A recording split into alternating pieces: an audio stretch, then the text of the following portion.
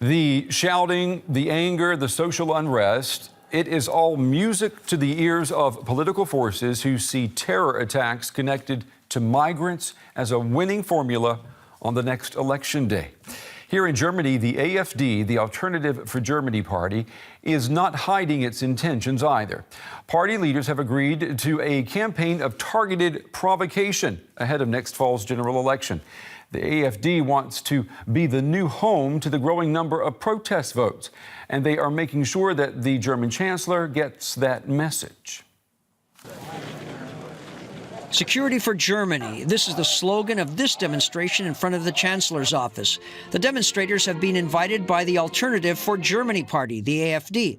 The right-wing political group has taken to the internet to score political points, even before any perpetrator is arrested. AfD boss Frauke Petry writes, "Germany is no longer safe. It is the duty of the Chancellor to inform you about that. Since she will not do it, I am informing you." Her party colleague Markus Pretzel also joined in. He tweeted, "Merkel is responsible for these deaths." Their first response is rabble-rousing.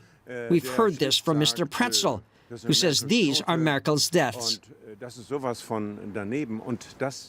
That is completely wrong, especially considering what just happened. It's shocking. At a crisis meeting, top government officials and heads of the Domestic Security Agency and police briefed legislators.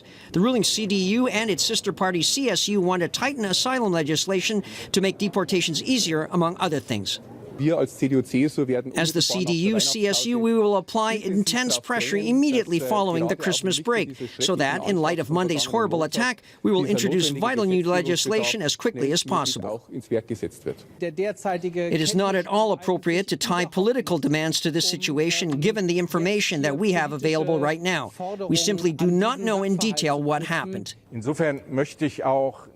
this respect, I don't want to speculate on what implications this might have should this Tunisian prove to be the assailant.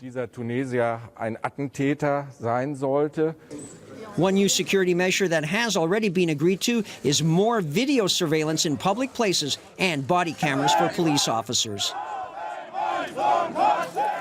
Well, our political correspondent, Michaela Küffner, joins me now at the big table. You were a busy reporter today. You were at that protest by the AfD. Tell us about it. What did you see?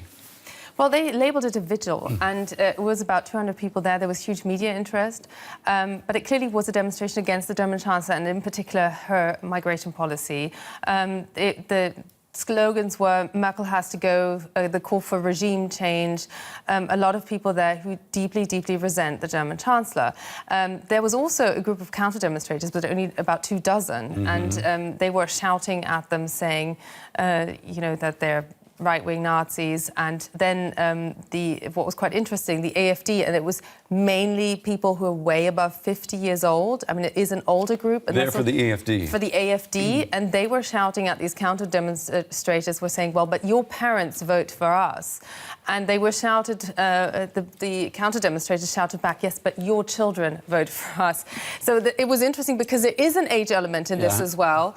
But to put it in a nutshell, which is a much wider field, but in a nutshell, it was actually a demonstration against Angela Merkel, no matter what the AfD labels it. Okay, so compare the message there from the AfD with what you heard at this crisis meeting of the Security Committee of the German Parliament today. You were there as well.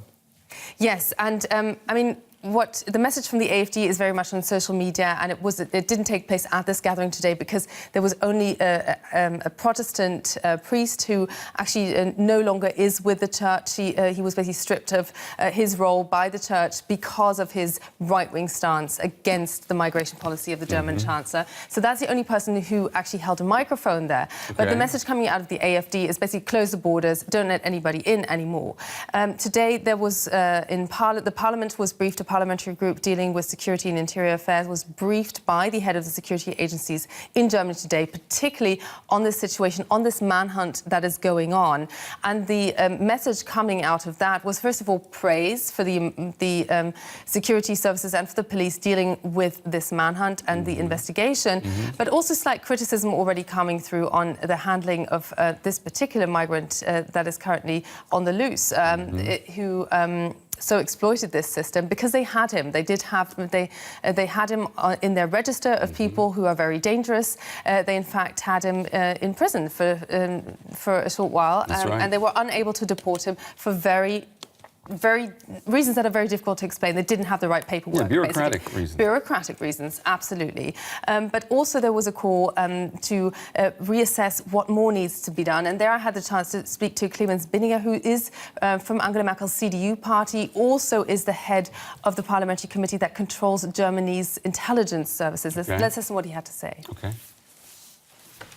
If it's confirmed, then we'll certainly have a debate about detention before deportation, the possibilities to hold someone before deporting them, to make it longer so that they can't escape authorities. We'll have to have a debate on dealing with threats, and the question, and this has long been the standpoint of the Conservatives, of when we can finally declare the Maghreb states in Northern Africa as safe countries, so we can more easily deport people there if it turns out that these attackers come from Tunisia. There we've got a case of, what if? If it does turn out to be this way, this is what we will do.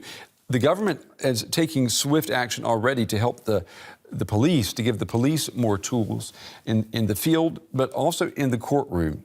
Here's what the spokesman for the German Chancellor announced earlier. Take a listen to that. The German Federal Police is being further empowered through the introduction of body cameras and automatic car plate readers. Furthermore, there will be new rules that apply to the recording of phone conversations in areas where there has been an incident. We want to legally reshape the powers of the Federal Police and fill all existing security gaps as quickly as possible. We are taking these measures in the interest of the citizens and to ensure their safety. Michel, we've been here many times talking about the debate in this country, particularly in the fallout from the NSA affair here, about Germany's focus on privacy rights, data protection, and now we're talking about more video surveillance. We're talking about body cameras on police officers. We're talking about monitoring phone conversations. I mean, it is a different world now, isn't it? It is, absolutely, and I think that there's an interesting contrast between those two statements that we heard, because Clemens Binninger was basically going through the laundry list of issues that all went wrong with this man, Anis Amri. I mean, he managed to exploit every single loophole that there was, and critics say that you do have to measure up, you have to balance, basically, how open, how free you want your society to be, and which security measures you leave in place. But today was also the day where the German government saw the European Court basically overturn its policy that it wanted to implement next year in terms of storing data. Indiscriminate storage of data, the European Court says, is just not on the cards. It's simply illegal. And this was relating to plans to store for 10 weeks simply connection data, but indiscriminately. This court says you have to narrow down the group of people. You have to know why you're doing it on every single person where you collect data. And somewhere in between this call of having more police, more security measures, more ability also for the police to monitor phone calls, to listen to phone calls, to take this into court, and what we heard coming out of the European Court there today, that's where this government will have to find a way to make the system more workable. Yeah, I mean, we are hearing over and over again, too, that many times it's a matter of numbers, right? They're just overwhelmed with what they need to do, and there aren't enough police officers. We've been hearing that time and time again. Still a big question, though, because this man was on their list. And still it didn't work. Still he got through. You're right. All right, our political correspondent, Michelle Küffner, on the job for us tonight. Thank you very much. You're welcome.